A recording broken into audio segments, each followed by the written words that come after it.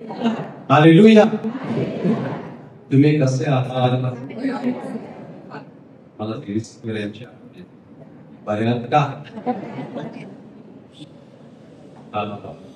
तुमचे हसरे चेहरे पाहून खूप बरं वाटतं. हे हसलं पाहिजे, कारण आपल्याला विपुल जीवन देण्यासाठी या जगामध्ये कोण आलं होतं? कोण आलं? परमेश्वर. परमेश्वराचा एकुलता एक पुत्र येशू ख्रिस्त या जगामध्ये आलेला. बरोबर. ती सुरुवात एका सत्य घटनेने करणार आहे.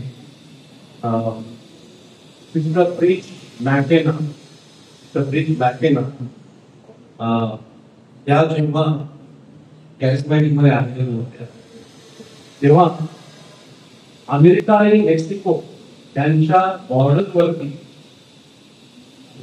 म्हणजे त्यांची हद्द आहे. अमेरिकेमध्ये जाण्यासाठी अनेक लोक मेक्सिको मधून प्रयत्न आता देखील करत असतात, परंतु ते थांबवण्यासाठी डोनाल्ड ट्रम्प यांनी मोठी भिंत बांधलेली आहे आणि कोणी जाऊ नये म्हणून ते प्रयत्न करत असतात. त्या ठिकाणी जाण्यासाठी जे लोक उत्सुक असतात परंतु जाऊ शकत नाही, त्या बॉर्डरवरती मग अडचण पडत. अशा लोकांना त्यामध्ये बरीचशी तयारी असते, तर त्यांना मिनिस्टरी करण्यासाठी सेवा करण्यासाठी फादर जॉन म्हणून त्या ठिकाणी फादर होते. ते त्यांना विस्ता वगैरे अर्पण करत असतात, उंचार करत असतात, ते सर्व करत असतात. आणि अशा वेळेला एके दिवशी त्यांनी पाहिलं की सिस्टर ब्लिच मॅकेना त्यावेळी कागद बघायचं होतं, ते कसं काय करतात. तर सिस्टरने सत्य घटना सांगितली की लोक येत होते आणि विस्तारासाठी कसं टेबल बनवलेलं होतं, त्यांनी कपडा होता आणि लोक काय काय अर्पण आणत असत, जे त्या घरांना देता येत असते ती अर्पण आणत ते त्या आणून पादक ठेवतो. तर त्या सिस्टरने पाहिलं की एका टोपलीमध्ये 95% जळलेलं पालक, त्याच्यावर गरम पाणी पडलं असेल, तेल पडलं असेल, काय माहिती नाही, परंतु ते बाळ किंचाळत होतं आणि ते बाळ विसर सुरू होणार त्या अगोदर त्या बाईने, त्याच्या आईने पालकाकडे आणलं. तर ते बाळ किंचाळत होतं, पालक ते हातात घेतलं आणि ते खाली असं गेली होती, त्याची खाली ठेवून घेतलं. तर सिस्टरला पण आश्चर्य वाटलं आणि काय फादरने काय केलं. विसर सुरू झाली आणि अर्पण होईपर्यंत, नंतर तर्क पालन होईपर्यंत ते बाळाचा आवाज येत होता, ओरडत होतं, किंचाळत होतं, जळलेलं होतं, वेदना होत होत्या आणि त्यानंतर वेदना सिस्टम खूप वाईट वाटत की डॉक्टरने दिलं असतं, काहीतरी इलाज केला असता. विसा संपल्यानंतर त्या सिस्टर त्यांना राहवलं नाही, विसामध्ये त्यांचं लक्षच नव्हतं पहिली गोष्ट. तर त्या गेल्या गेल्या आणि त्यांनी तिथे तो लेडीचा कपडा होता तो उचलला आणि फक्त ते बाळ नाही, टोपली रिकामी आहे. अरे ते बाळ इथे आणलेलं होतं, मी माझ्या डोळ्यांनी पाहिलं, पाहिलं तिथे खाली ठेवलेलं होतं, विस्तार वर मी इथेच आहे. आणि नंतर तिनं बघितलं ते बाळ तिथे खेळत आहे, मिळून गेला आहे.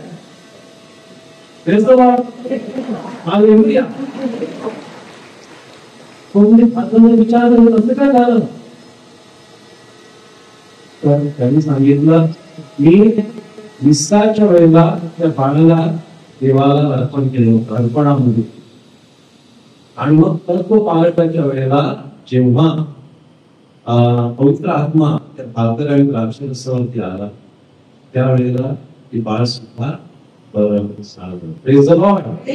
Hallelujah.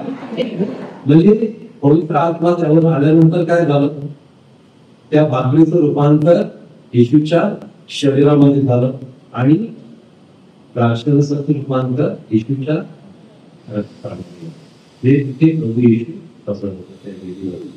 त्या शब्दाद्वारे जो शब्द त्याने ऐकला त्याद्वारे सुद्धा होता आणि प्रत्यक्षात येशू त्या भाकर आणि द्राक्षरसामध्ये त्या ठिकाणी हजर राहिला. म्हणून येशूने सांगितलेलं आहे, योहानाचं शुभवर्तमान अध्याय 10 वचन 10 तुम्ही बायबल असेल तुमच्या वेळेला नसेल तर तुम्ही बायबल घेऊन यायचं, प्रत्येक प्रार्थनेच्या वेळेला घेऊन जायचं. ओके, तर योहानाचं शुभवर्तमान अध्याय 10 वचन 10 त्यामध्ये काय दिलेलं आहे, चोर येतो तो केवळ चोरी, हात व नाश करावयास येतो, मी तर त्यांना जीवन प्राप्ती व्हावी व ती विपुलपणे व्हावी म्हणून आलो आहे.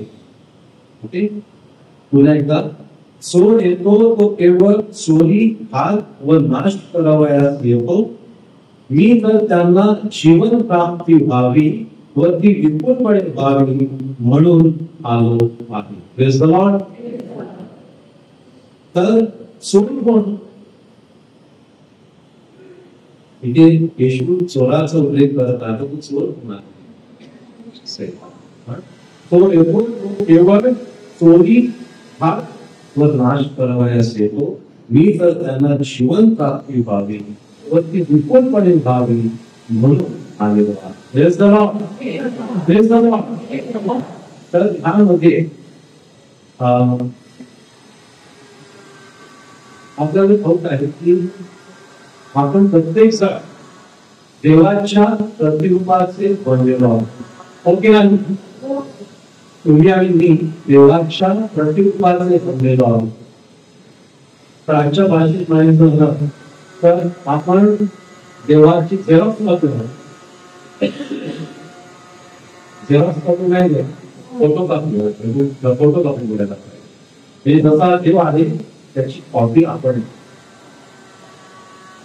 आता जर मी तुम्हाला प्रश्न विचारला की तुम्ही आनंदी आहात का दुःखी आहात, हात वर करून.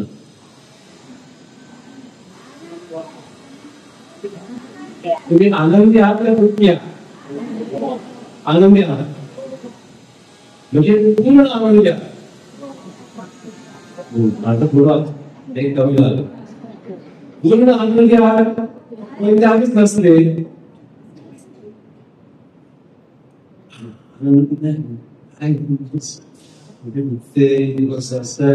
कोणाला नोकरी नाही, त्याला हे आहे ते आहे, त्याला व्हिसा मिळत नाही, तो आता त्याने कोर्स केला कॅनडामध्ये पण आता त्याला PR मिळत नाही, हे नाही ते नाही. बरोबर. तर ते काय करतं आपल्याला खाली आणि मग आपण एका प्रार्थना संघातून दुसऱ्या प्रार्थना संघाकडे चला इथे तरी गेल्यानंतर वेळ बेरीज करायला पाहिजे. आता इथे मुंबईची पादरी आहे, फादर जोस रोडला येणार, तिथे जाऊया. तिथे फादर जोस प्रार्थना गेले होते नागपूर. तर आपल्याला आनंद देणारा, आपल्याला आरोग्य देणारा कोण आहे? आम्ही केवळ एक साधन आहोत, ते लक्षात घेतलं पाहिजे. बऱ्याच वेळेला मी अनेकांना सांगतो की कुरिअर वाळा येतो ना, कुरिअर वाळा चेक घेऊन येतो, तुमच्या मुलाचा चेक घेऊन ना, कुरिअर वाला चेक तुम्ही बोलता आहे कुरिअर वाल्या थँक्यू असं काम केलं की चेक आणून दिलं, एक्सरे करा मला जायचंय, त्यामुळे चेक पाठवला ना त्याच्या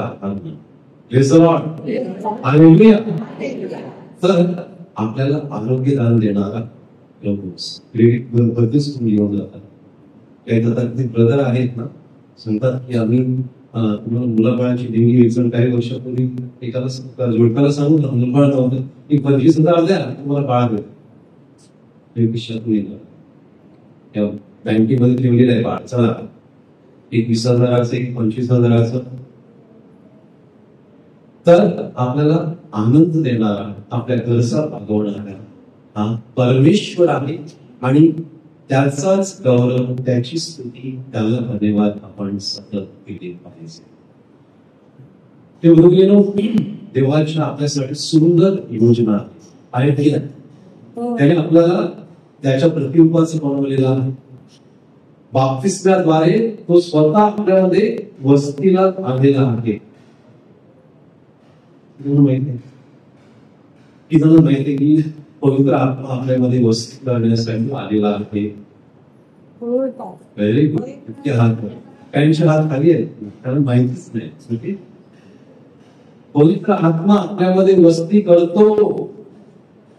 पवित्र आत्मा आपल्यामध्ये वस्ती करतो म्हणजेच ज्याच्याद्वारे आपल्याला पवित्रीकरण केलं जातं, आपल्याला मार्गदर्शन केलं जातं, तो आपल्यामध्ये आहे.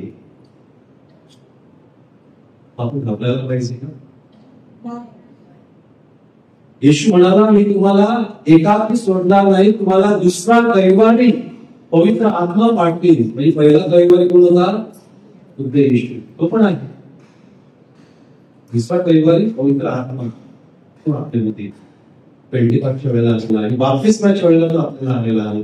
तो आपल्यामध्ये आहे. शिवाय निर्मया 29:11 मध्ये सांगितलेलं आहे, for I know the plans I have for you. मला ठाऊक आहे तुझ्यासाठी माझ्या काय योजना आहेत. प्रभू म्हणतो प्लॅन्स फॉर वेलफेअर, तुझ्या उत्कर्षासाठी आहेत, नॉट फॉर युअर, तुझ्या वाईटासाठी नाही. To give you a future and a hope. त्यामध्ये 5 मुद्दे सांगितले आहेत, आपण समजून घेऊया. त्या वाक्यामध्ये 5 मुद्दे आहेत, 5 आश्वासन आहेत. पहिलं म्हणजे देव सांगतो, देवाने जी आपल्यासाठी, प्रत्येकासाठी, तुमच्यासाठी माझ्यासाठी योजना आखलेली आहे, त्यामध्ये म्हटलेलं आहे उत्तम योजना तुमच्यासाठी. सेकंड बेस्टमेंट, उत्तम, बेस्ट, बेस्ट, चांगल्यात चांगली योजना. कशासाठी योजना आहे? तुझ्या उत्कर्षासाठी, for your welfare, not for your evil, वाईटासाठी नाही.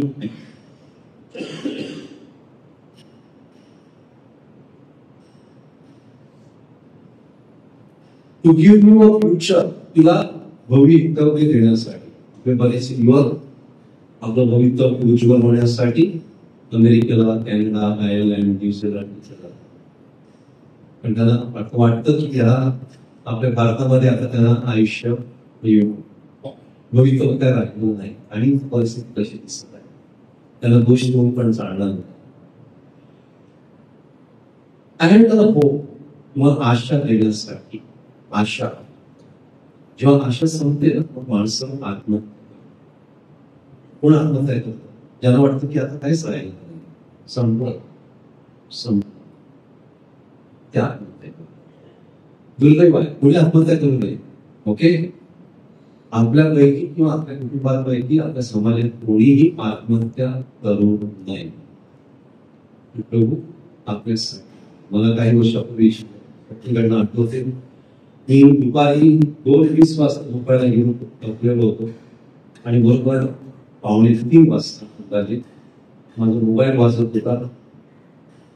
मोबाईल घेऊन की नव्हतं आणि एकदम लगेच झोपतावर मला गाढ झोप लागली होती दुपारची. आणि त्याच वेळेला मी विचार केला चला घेऊया. तर एका बाईचा फोन होता. ती सांगते, फादर, ती विषाची बाटली माझ्या समोर उघडी करून ठेवली आहे, परंतु ती घेण्या अगोदर मला वाटलं की तुम्हाला फोन करावा. मी तिला सांगितलं बाटली फेकून दे आणि आज कसंही करून मला संध्याकाळी भेटायला येईल. जोपर्यंत तिने होकार दिला नाही तोपर्यंत मी तिच्याशी बोलत आहे. आणि मग तिने सांगितलं, फादर मी येते. ती आली, अर्धा तास तिच्याशी बोललो, नुसार केलं, प्रार्थना केली आणि ती सांगते की मला आता वेळ बदललेली. Praise the Lord, hallelujah, hallelujah. तो जर फोन मी घेतला असता काय झालं असतं? हे बोलले, आपल्यासाठी देव थांबलेला, तुला आशा देण्यासाठी. आणि मग तो अशा व्यक्तींचा वापर करत असतो, प्रापंचिकांचा, पालकांचा, किंवा जे त्यांचा नैतिक अशांचा अशांमध्ये वापर करत असतो. म्हणून हे साधन आहे असं मी नेहमी सांगत असतो. विष्णू सार्वकालिक जीवन देण्यासाठी या जगामध्ये आला, सार्वकालिक जीवन देण्यासाठी. लक्षात घ्या. तर योहानाच्या शुभवर्तमानामध्ये अध्याय 3 वचन 16 हे सर्वात जास्त वाचलं केलेलं वाक्य आहे. युट्यूब वरती किंवा गुगल सर्च केलेलं सर्वात जास्त वाक्य कोणतं असेल? योहानाचं शुभवर्तमान अध्याय 3 वचन 16. देवाने जगावर एवढी प्रीती केली की त्याने आपला एकुलता एक पुत्र दिला, अशासाठी की जो कोणी त्याच्यावर विश्वास ठेवतो त्याला त्याच्या काही सार्वकालिक जीवन प्राप्त व्हावे. पुन्हा सावकाशपणे वाचतो. देवाने जगावर एवढी प्रीती केली की त्याने आपला एकुलता एक पुत्र दिला, अशासाठी जो कोणी त्याच्यावर विश्वास ठेवतो त्याला त्याच्या काही सार्वकालिक जीवन प्राप्त व्हावे. म्हणजेच आपण जर ईश्वर विश्वास ठेवला, त्याला देवानं राखून न ठेवता आपल्यासाठी दिलेला आहे, तर आपल्याला सार्वकालिक जीवन प्राप्त होईल. सार्वकालिक जीवन म्हणजे eternal life. Eternal life. Okay. येशूमध्ये दैवी जीवन, साधं जीवन नाही, साधं जीवन नाही, जगायचं म्हणून जगायचं, मरत नाही म्हणून लोक जगतात, कसं नाही. पूर्ण जीवन, पूर्ण जीवन, दैवी जीवन, divine life, divine life. Okay. दैवी जीवन आणि डिवाइन क्वालिटीचं जीवन आहे. डिवाइन क्वालिटी, साधं जीवन नाही. Divine quality and duration. इथून सुरुवात होते ते अनंत काळ. इथून सुरुवात होते अनंत काळ. ते लक्षात घ्या. जर आपण येशूवरती विश्वास ठेवला आणि आपण जर बाप्तिस्मा घेतलेला असेल तर आपल्याला सार्वकालिक जीवन प्राप्त झाल्याशिवाय राहणार नाही. बाप्तिस्म्याद्वारे आपल्यावर जो शिक्का बसतो, पवित्र आत्मा आपल्याला शिक्का मारतो, त्याद्वारे आपल्याला सार्वकालिक जीवन हे प्राप्त होणार अशी गॅरंटी दिली जाते. त्यात पंतप्रधानांचं गॅरंटी नाही. गॅरंटी की गॅरंटी असं नाही. ही गॅरंटी पक्की गॅरंटी आहे. ओके. तर मात्र आपण येशूवरती पूर्ण विश्वास ठेवला पाहिजे आणि त्याच्या आज्ञेनुसार चाललं पाहिजे. अधिक मी तुम्हाला पुढे सांगत आहे. हे सर्व त्याने सांगितलेलं आहे आणि मृत्यूनंतर हे चालू राहील आपलं सार्वकालिक जीवन, याची गॅरंटी येशूला दिलेली आहे आणि ती तो काढून घेणार नाही, काढून घेणार नाही. लक्षात. आता हे सर्व जी गॅरंटी दिलेली आहे, येशू या जगामध्ये आला, हे सर्व कोणाला पसंत नव्हतं? कोणाला पसंत नव्हतं? ऑब्विसली सैतानाला पसंत नव्हतं. माणूस देवाच्या प्रतिमेसारखा बनवला गेला तरी तो देवदूतांपेक्षा किंचित कमी होता. माणसांना निर्माण करण्याबद्दल प्रथम देवाने महादूत म्हणजे शेरुबीम, सेराफीम सर्व निर्माण केलेले आहे. श्रेणीबद्दल स्वर्गामध्ये तर ती निर्माण केली आणि माणूस नंतर निर्माण केला. पण सैतानाला जेव्हा समजलं आणि त्याच्या बरोबर जे दूत होते की आम्हाला आमच्यापेक्षा आम्ही श्रेष्ठ ना, स्पिरिच्युअल बीइंग्स, त्यांना शरीर नव्हतं, तर आम्हाला माणसांची म्हणजे आमच्यापेक्षा खालच्या दर्जाची असलेल्यांना ची सेवा करावी लागेल, त्याचे रक्षक वगैरे बनावं लागेल. त्यामुळे पसंत नाही, त्यामुळे पसंत नाही. आम्ही का माणसांची सेवा करावी? आम्ही त्यांच्या लेवलला कशाला यावं हे त्यांना पसंत करू. तर लुसिफरने देवाविरुद्ध बंड पुकारलं आणि एक तृतीयांश दूत त्याच्या बरोबर गेले, त्यांनी पण बंड पुकारलं. प्रत्येक देवदूताला देवाने विशिष्ट काम नेमून दिलेलं होतं. तुझं काम माणसांसाठी हे करायचं, तुझं काम अडचणीत मदत करायची, हे सर्व कामं ठरलेली होती. पण त्यांनी बंड पुकारल्यामुळं आता ते देवा विरुद्ध गेले आणि आता ते काय करतात? त्यांना जे काम सांगितलं होतं त्याच्यावरती विरुद्ध करत असतात. विरोध करत असतात. लक्षात घ्या. त्यांनी देवाबरोबर बंड पुकारलं आणि प्रकटीकरण अध्याय 12 वचन 7 ते 9 मध्ये याच्याविषयी आपल्याला सांगण्यात आलेलं आहे. प्रकटीकरण अध्याय 12 7 ते 9 त्यामध्ये काय लिहिलं आहे, मग स्वर्गात युद्ध सुरू झाले. मिखाएल व त्याचे दूत अजगराबरोबर युद्ध करण्यास निघाले. मिखाएल व त्याचे देवाने सांगितलं मिखाएल आणि त्याच्या दूतांना की त्यांना घालून टाक. युद्ध सुरू झालं आणि त्यांच्याबरोबर अजगर व त्याचे दूत लढले. अजगर म्हणजे सैतान. त्याच्याबरोबर दूत लढले तरी त्याचे काही चालले नाही आणि स्वर्गात त्यांचे ठिकाणही उठले नाही. स्वर्गात त्यांचं ठिकाण गेले. त्या अगोदर स्वर्गात त्यांचं उंच ठिकाण. लुसिफर अगदी देवाच्या जवळ होता. लाईट बेरर होता. प्रकाश भारत लुसिफर होता. तो सैतान बनला. सैतान म्हणजे विरोधक. सैतान शब्दाचा अर्थ आहे विरोधक. स्वर्गात त्याचे ठिकाणही उरले नाही. मग तो मोठा अजगर खाली टाकण्यात आला. म्हणजे सर्व जगाला ठपविणारा जो दियाबल व सैतान म्हटलेला आहे जुनाट साप खाली पृथ्वीवर टाकण्यात आला व त्याच्याबरोबर त्याच्या दूतास टाकण्यात आले. म्हणून जेव्हा डिलिव्हरन्सची प्रार्थना केली जाते की सहस्रांची प्रार्थना केली जाते कधी कधी माणसं सापासारखी करत असतात. मी बघितलेलं आहे. पोपटाला मग पहिलाच बघितलं. पोपटाला गेलो होतो तेव्हा 3 पाया सापासारख्या हे करत होते. मी पाणी टाकत होतो आणि प्रार्थना करत होतो. दुसरे पण फादर होते. त्यानंतर मी एका पॅरिश मध्ये असताना सुद्धा ते अनुभव गेलो होतो की कशा प्रकारे ती बाई हे करत. तर हे तिथून आलेलं आहे. तर सैतान अशा प्रकारे जेव्हा एका माणसाला आपण त्याला आमंत्रण देतो तेव्हा तो ते कार्य करू लागतो. आपण सांभाळतो. मी पुढे त्याच्याविषयी सांगणार आहे. तर सैतान व त्याचे दूत त्यांना पृथ्वीवर टाकण्यात आलं. आता त्यांचं मिशन काय? त्यांना टाकल्यानंतर त्यांचं मिशन काय होतं की मानव जातीचा नाश करणं. मी सांगतो ते लक्ष ठेवू दे. सैतान आणि त्यांचं दूतांचं मिशन काय होतं? एकच ध्येय काय? मानव जातीचा नाश करणे. मानवांना आपल्या कैद्यामध्ये करून त्यांना प्रभावित करून देवाच्या विरुद्ध बंड पुकारण्यास प्रोत्साहित करणं. म्हणजेच त्यांनी जसं देवाविरुद्ध जाऊन बंड पुकारलं तसं माणसाने देखील देवाविरुद्ध जावं म्हणून त्यांचा मिशन बनला. ओके. तर प्रकटीकरण अध्याय 12-17 मध्ये माझं नाही सांगत, मी प्रकटीकरणामध्ये काय सांगितलेलं आहे त्याच्यावर आधारित बोलत आहे. प्रकटीकरण 12-17 प्रकटीकरण 12-17 वचन 17 माणसांवर हल्ला करतो.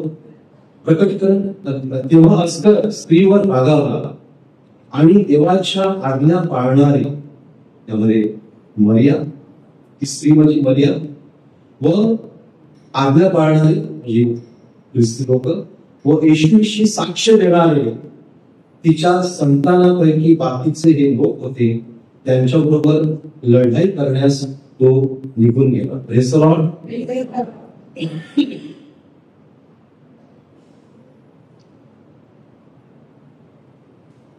तर स्वर्गातून मग निघाला त्या ख्रिस्ती माणसाबरोबर आणि येशूशी ते साक्ष देतात त्यांच्या विरुद्ध लढणे करण्यासाठी. याचा अर्थ काय होतो? याचा अर्थ काय होतो? आपण मरियेची लेकरं आहोत की नाही? आपण मरेवाद्याला काय म्हणतो? माता. स्वर्गाची आणि पृथ्वीची माता, बरोबर? आपण तिची लेकरं आहोत आणि आपण आज्ञा पाळतो की नाही? जरा आवाज कमी. ठीक आहे, काय हरकत नाही. आपण ग्रील करूया, आपण पेपरवर घेऊया. हो पाळतो. ते फॉर्म भरताना आज्ञा पाळतात. हो पाळतो. चला चला ठीक आहे. सर्वच आज्ञा पाळतो. 10 एका माणसाला विचारलं 10 आज्ञा पाळतो का रे? हा पाळतो. मग सांग मला 10 आज्ञा सांग.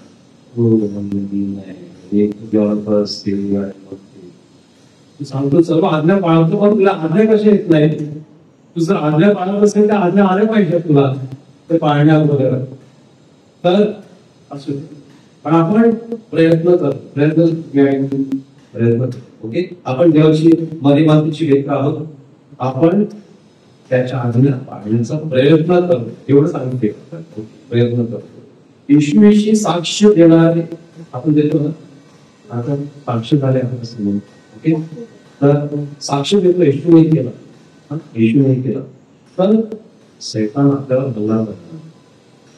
आपण जर मातीची लेकरं आहोत, आपण त्याच्या देवाच्या आज्ञेप्रमाणे चालत असू आणि येशूविषयी साक्ष देत असू तर सैतान आपल्यावर हल्ला करणार. आणि त्याबद्दल आपण देवाला धन्यवाद द्यायला पाहिजे की नाही? Praise the Lord. Hallelujah. आणि स्वतः काय होतो, देवाला धन्यवाद देऊया आणि आपल्याला खाली होतं. जर हल्ले होत नसतील तर आपण चिंता केली पाहिजे. आपण चिंता केली पाहिजे. माझं पुन्हा काय म्हणतो, हल्ले का नाही होत? ही देवाच्या आज्ञा पाळतो की नाही? बरेच वर्षात विचार नाही केला. आज्ञा विसरतोय, बोलले आहेत, प्रत्येक आज्ञा बोललेली आहे. मातेची विचार पण नाही मनात, रोजी कधी केलीच नाही. सैतान बोलला,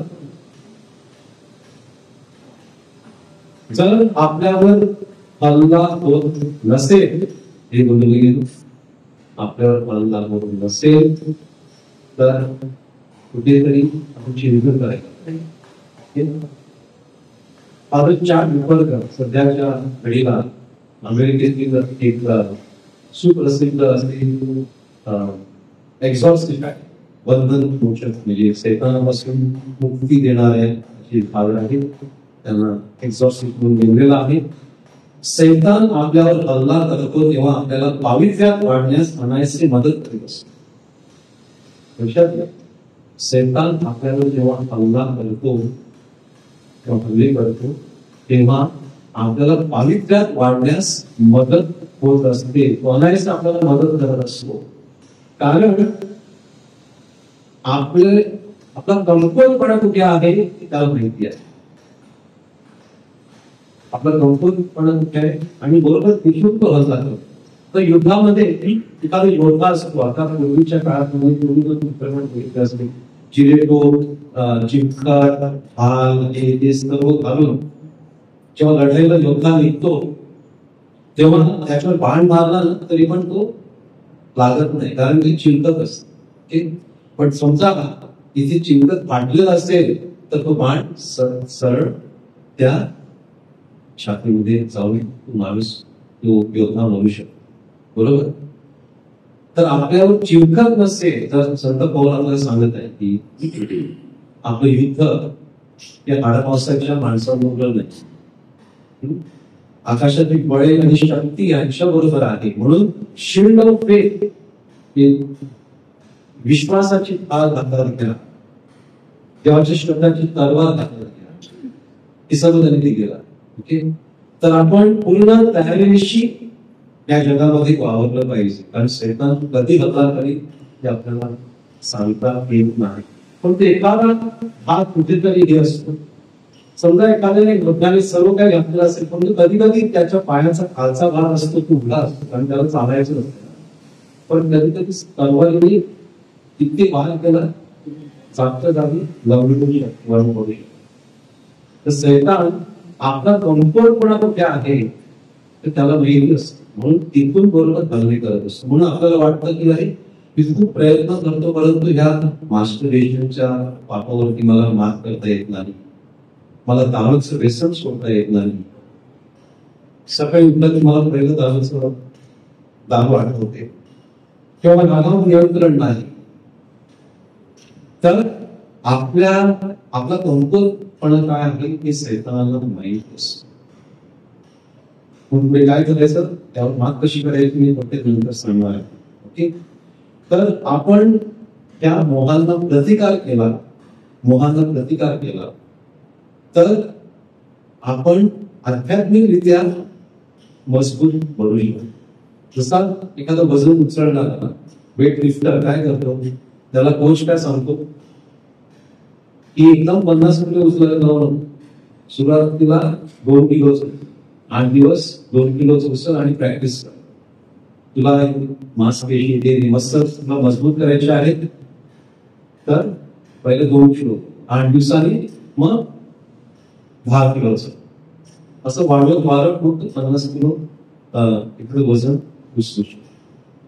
तर आपली प्रतिकारशक्ती वाढते, प्रतिकारशक्ती वाढते. आपल्याला कोविड काळामध्ये लस दिली होती ना, ती लस काय होती? कोविडचाच एक प्रकार होता. व त्याद्वारे आपलं शरीर प्रतिकार करण्यासाठी शिकलं. आणि आता पण मास्क घालून येते का? काही जण घालतात.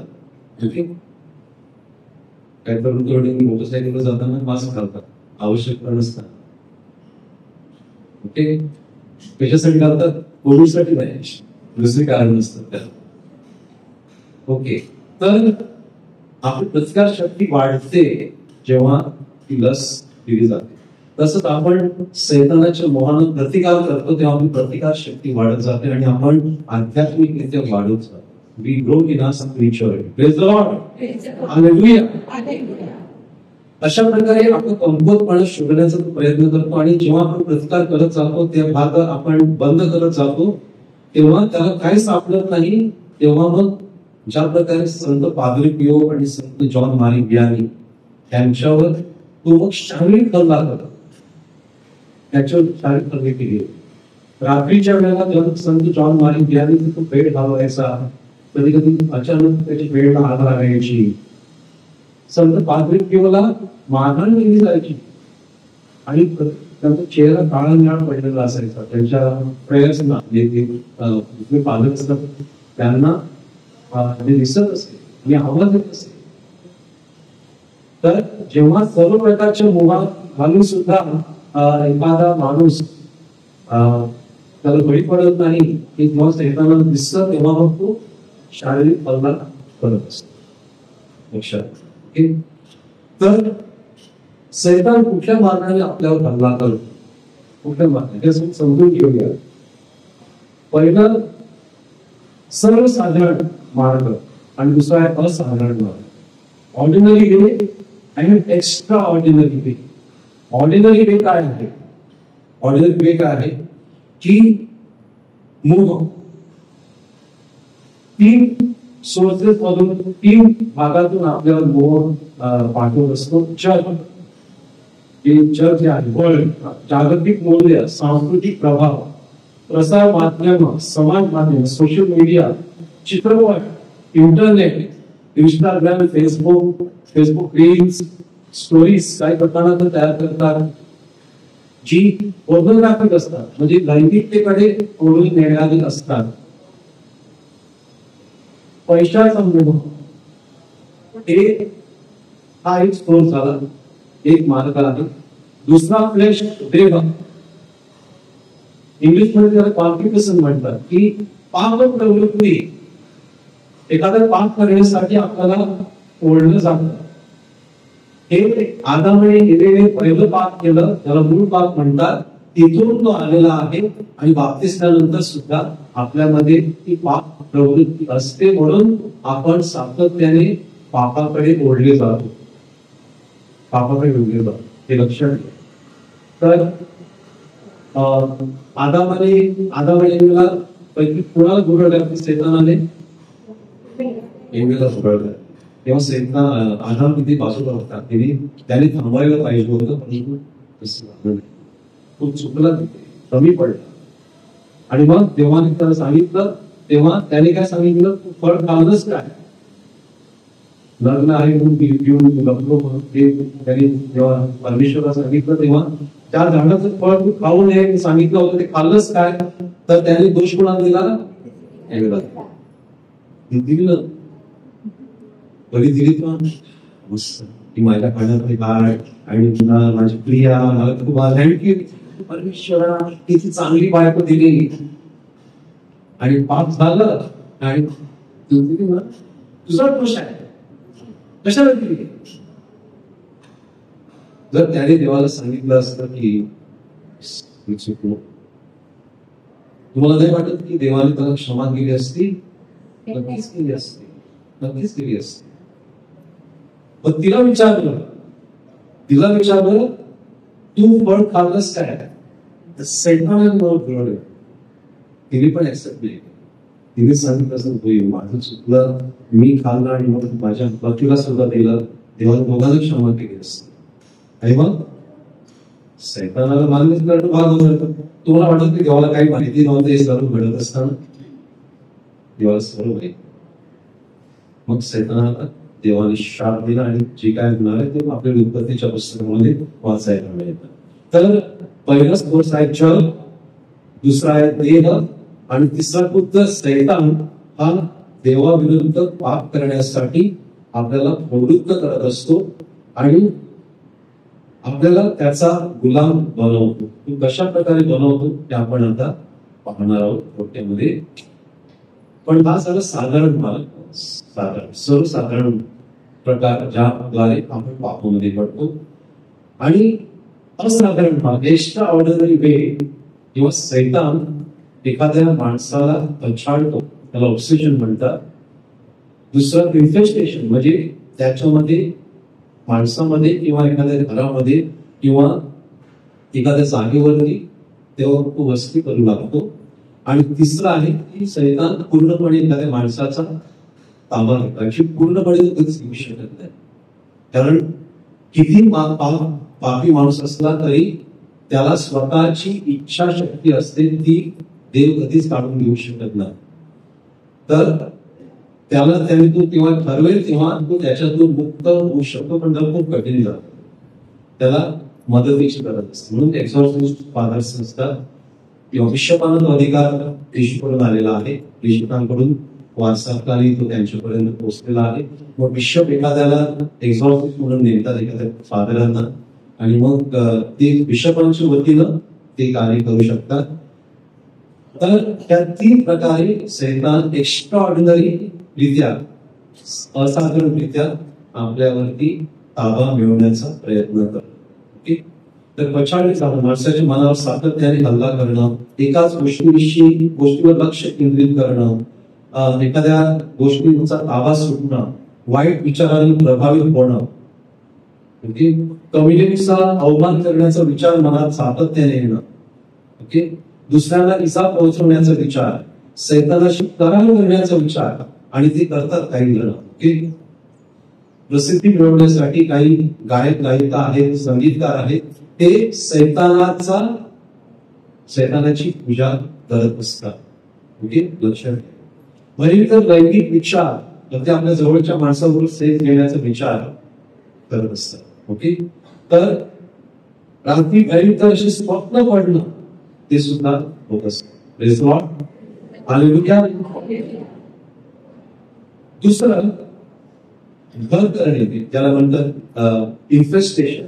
एखादं पडीक घर असेल, रिकामी घर बरेच वर्ष असेल, तर त्यामध्ये तू सैतान वस्ती करू शकतो. ओके, एखाद्या हॉटेलमध्ये सुद्धा काही वेळेला असं दिसून आलेलं आहे. काही दिवसापूर्वी एक जोडपं हनीमूनला गेलेलं होतं, परंतु ज्या खोलीमध्ये ते होते त्या खोलीमध्ये त्यांना झोप लागली आणि त्यांना वेगळे आवाज येत होते, आणि म्हणून ते शेवटी खाली लॉबीमध्ये आले आणि दुसऱ्या दिवशी ते दुसऱ्या हॉटेलमध्ये गेले. तर असं सुद्धा होऊ शकतं. म्हणून मी सांगेन की समजा आपले जे लग्न करू इच्छितात त्यांना सांगेन पवित्र पाणी सोबत घेऊन जा हनीमूनला. दुसरी गोष्ट, आपला पहिला मिरर की आपल्या बेडमध्ये जी वेदी आहे, पती आणि पत्नीची बेड ही त्यांची वेदी असते. जशी चर्चमध्ये वेदी असते तशी पती आणि पत्नीची वेदी ही त्यांची बेड असते, आणि त्यांचं बेडरूम हे त्यांचं चॅपल असते. त्यामध्ये फक्त त्या दोघांचंच मिलन झालं पाहिजे आणि कोणाच नाही. तिसरी वेदी फक्त पवित्र आत्मा असलं पाहिजे किंवा येशू ख्रिस्त असलं पाहिजे, की कोण नसलं पाहिजे.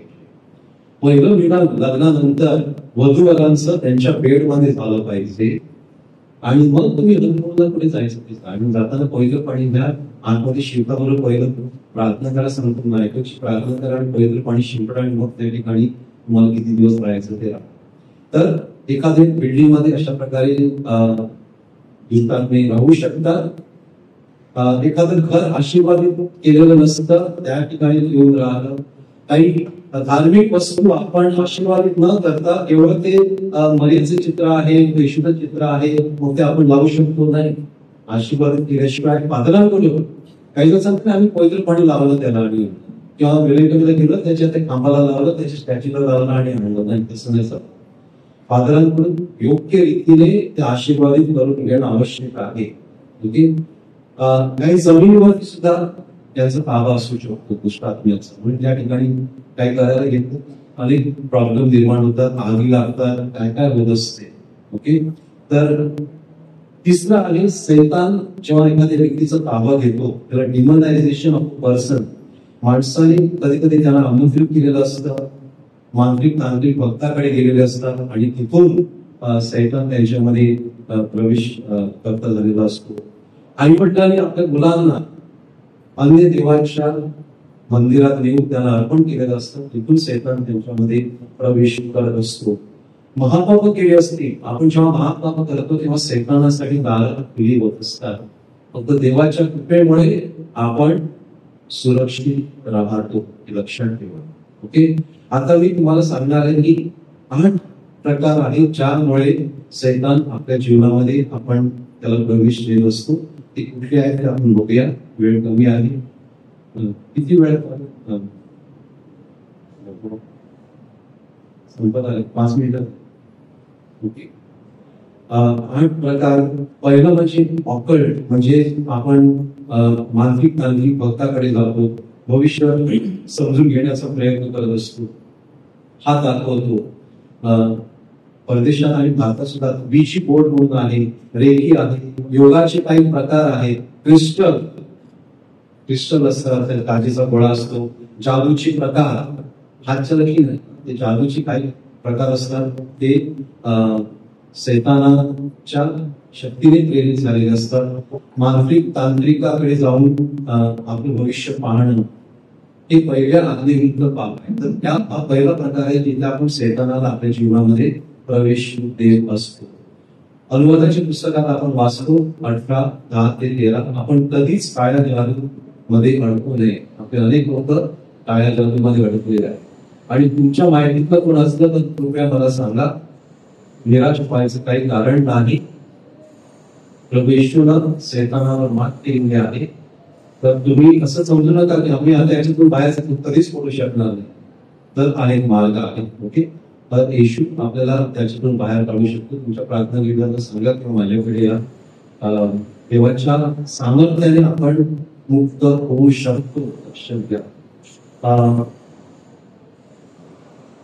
भविष्य सांगणाऱ्यांकडे आपण जातो, फक्त देवालाच आपलं भवितव्य काय आहे माहिती आहे. ओके. लक्षात घ्या. दुसरं, आधुनिक काळातील मनोरंजनाची साधनं, त्याविषयी सांगितलं. फेसबुक, व्हॉट्सअप, अनेक लग्न आज फुटत आहेत कारण व्हॉट्सअपचा वापर, गैरवापर. व्हॉट्सअप खूप चांगला आहे पण त्याचा गैरवापर सुद्धा होऊ शकतो. तिसरा आहे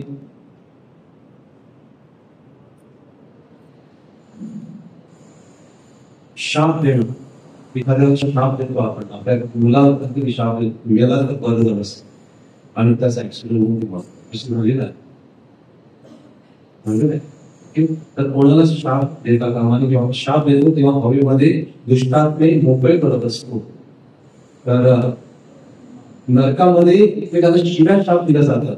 ज्यांना दर्शन झालेलं आहे संत फाउस्टिना, अविराज संत पेरेकर, ते सांगतात की त्या ठिकाणी सैतान एकमेकांना शाप देत असतात, शिव्या गाळी करत असतात. आता तुम्ही म्हणा, ख्रिस्ती माणसाला शाप लागू शकतो का? एखादी व्यक्ती आपल्याला शाप देते तर कधी लागू शकते? जेव्हा आपण सुद्धा सैतानाला दारात खोली केली असते तर आपल्याला शाप लागू शकतो. पण अन्यथा नाही. तर त्यापासून कसं बचाव करावा हे तुम्हाला मी सांगणार आहे. सैतानाला एखाद्या व्यक्तीचे अर्पण करणं, जे सांगितलं होतं की सैतानाला माझा मुलगा मी अर्पण करतो की मला भरपूर पैसा मिळेल, तर ते ज्याने केलेलं आहे तर ते आपण सांभाळलं पाहिजे. तसं करता कामा नये. शारीरिक मानसिक भावनिक शोषण, लैंगिक शोषण लहानपणी जर झाले असेल, त्या जखमा झालेल्या असतात, त्यातून सैतान आपल्यामध्ये प्रवेश करत असतो. त्यानंतर वारंवार घडणारी पाप, हॅबिच्युअल सिन्स, तर पापाची भावनाच नष्ट झालेली असते. लिव्हिंग रिलेशनशिप चालतं, काय हरकत नाही. अमेरिकेमध्ये 98% अशा प्रकारे लिव्हिंग रिलेशनशिप होत असतात आणि जर वाटत तर मग ते लग्न करत असतात. तर हे परदेशात चालू आहे, आपल्या इथे चालू आहे आणि आपली काही मुलं परदेशात गेलेली आहेत. खर्च वाचवण्यासाठी दोन्ही बाजूच्या आई वडील सांगतात, कशाला तुम्ही एकत्र राहा आणि तुम्ही लग्न करणारच आहे ना, तर मग तुम्ही एकत्र. हे चुकीचं आहे, हे चुकीचं आहे, हे पाप आहे. लक्षात घ्या, इथून आपण आपल्या मुलांच्या जीवनामध्ये सैतानाला प्रवेश देत असतो. त्यानंतर सैतानाला आपल्या जीवनात आपण बोलावतो. एक मैत्रीण होती, तिची मैत्रीण पुष्टाने कचराडी होती. तिने आपल्या दुसऱ्या मैत्रिणीला घेतलं आणि सांगितलं की चल आपण त्या मैत्रिणीला मदत करू. आणि ती तिथं गेल्यानंतर तिने सांगितलं तू जो पण आहे तिच्यामध्ये, तिच्यातून निघ आणि माझ्यामध्ये ब्लंडर. ते करता बरोबर ती मुक्त झाली आणि ती पछाडली गेली आणि एक्झॉस्ट फादरांना तिला काढण्यासाठी 12 वर्ष. तर ते आपण करता कामा नये. आपण दुसऱ्या मंदिरात जातो, प्रसाद खातो, तेव्हा सुद्धा आपण सैतानाला आपल्या जीवनामध्ये प्रवेश देत असतो. एकदा फादर विफस एका घरामध्ये गेली होती कारण त्या बाईला दुष्काळाने पछाडलेलं होतं. फादर विफसच्या भक्ताबरोबर त्या बाईने सांगितलं, फादर विफस don't get into this. She didn't I will go to her, she came to me. English मध्ये सांगितलं की ही बाई माझ्याकडे आली, मंदिरामध्ये आली होती आणि मी तिच्याकडे गेलो नाही, ती माझ्याकडे आली होती. म्हणून यामध्ये बोललं म्हणून फादर त्याचं ऐकलं नाही, तिला प्रार्थना करून मुक्त केलं.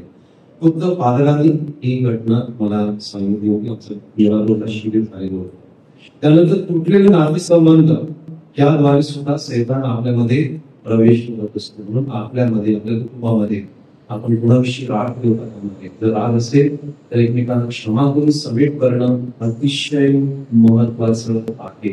जेव्हा येशूने त्या गदरेकराच्या माणसाला पछाडण्याला मुक्त केलं तेव्हा त्याला येशू बरोबर जायचं होतं, तर येशूने सांगितलं नाही, तू आता कुटुंबाबरोबरच राहा, कुटुंबाबरोबरच राहा, समेट कर.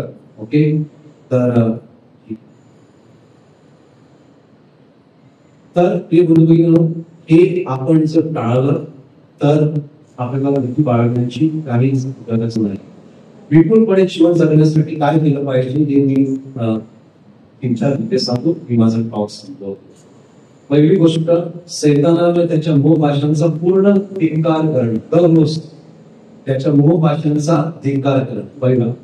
दुसरा, येशूला केंद्रस्थानी ठेवून जीवन जगणं. देवापेक्षा कुठल्याच इतर गोष्टीला, व्यक्तीला प्रथम स्थान देता कामा नये.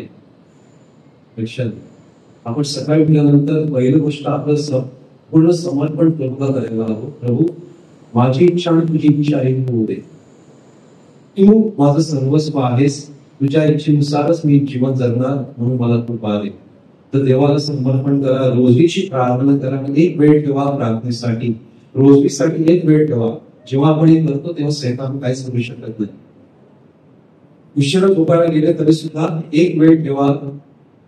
आणि मी अनुभवलेला आहे, अनुभवातून मी सांगत आहे.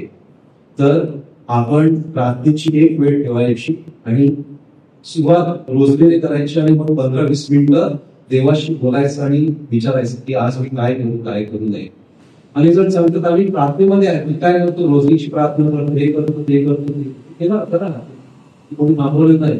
पण रोजची प्रार्थना करून आपण देवाशी बोलणं आणि त्याचं ऐकणं फार महत्वाचं आहे. याच्या दिवसामध्ये काय करू, हा टॉप तयार करण्यासाठी मी काय करावं हे मी गेले 2-3 दिवस प्रार्थना करतो. प्रभूजी काय सांगितलं त्याप्रमाणे माझे मुद्दे होते, तर तो जे सांगत गेला तसं मी करत असतो, प्रयत्न करत असतो. तिसरी गोष्ट, मजबूत पवित्र साक्रमेंटियल जीवन जगणं. सांगितलं त्या मुलाला कसं बरं केलं येशूला मिसामध्ये. आपले प्रश्न मिसामध्ये अर्पण करा. मिसाला जात काही जणांना वाटतं की ही प्रार्थना एवढी चांगली आहे ना, मिसात नाही गेलं तरी चालेल. नाही, विसार सर्वोत्कृष्ट उपासना आहे, त्याला दुसरी तोड नाही, लक्षात घ्या. तर वेळोवेळी पुस्तकाला जाणं, आज्ञा पाळणं हे अतिशय महत्वाचं आहे. चौथा, निरासक्त जीवन जगणं. अनावश्यक वस्तू आणून ठेवणार, जमिनी घेऊन ठेवणार, हे करून ठेवणार माझ्या पुढच्या पिढ्यांसाठी. पण तिथे जगत असताना तुला त्याची चिंता असते, तिथे माणूस अतिक्रमण केलं असेल का, ही केस आहे, ते किस्सा आहे, तुझं आयुष्य त्यामध्येच गेलं. ओके, तर जितकं निरासक्त जीवन जगता येईल ते जगण्याचा प्रयत्न करा. लोकांकडून मिळणाऱ्या मान सन्मानाची गुलाम बनू नका. मान सन्मान लोकांनी माझी स्तुती केली पाहिजे म्हणून हे करणार, मी लग्न वगैरे थाटामाटात करणार, आणि माझी मैत्रीण मला पुढे सांगणार काय वर्षात असंच केलं जाणार. तर मान सन्मानाची गुलाम बनू नका. इंस्टाग्रामवर किती लाईक्स मिळतात म्हणून काही करू नका, उगीच थोडं कुठं काही दाखवू नका. मरणाच्या भीतीची गुलाम बनू नका. मरण हे प्रत्येकाला येणार, त्याची गुलाम बनू नका. सैतान मरणाची भीती घालून आपल्याला काय काय करायला लावतं ते सांभाळा. आणि 7वा मुद्दा, प्रत्येक दिवस देवाच्या इच्छेप्रमाणे जगण्याचा प्रयत्न. प्रत्येक दिवस समोर करताना मी एवढंच म्हणेन, आपण या जगामध्ये प्रवासी आहोत, कायमची निवासी नाही. या प्रवासात असताना स्वर्गात संपत्ती साठवा, इतरांना मदत करा, आणि त्यामुळे आपल्या स्वर्गात संपत्ती साठवून राहील. आणि विपुल जीवनाची सुरुवात ह्या जगातच सुरू होते व ती स्वर्गात अनंत काळात चालू राहणार. Praise the Lord. Hallelujah. Hallelujah. 9 मिनिटं जास्त घेतली. थँक्यू.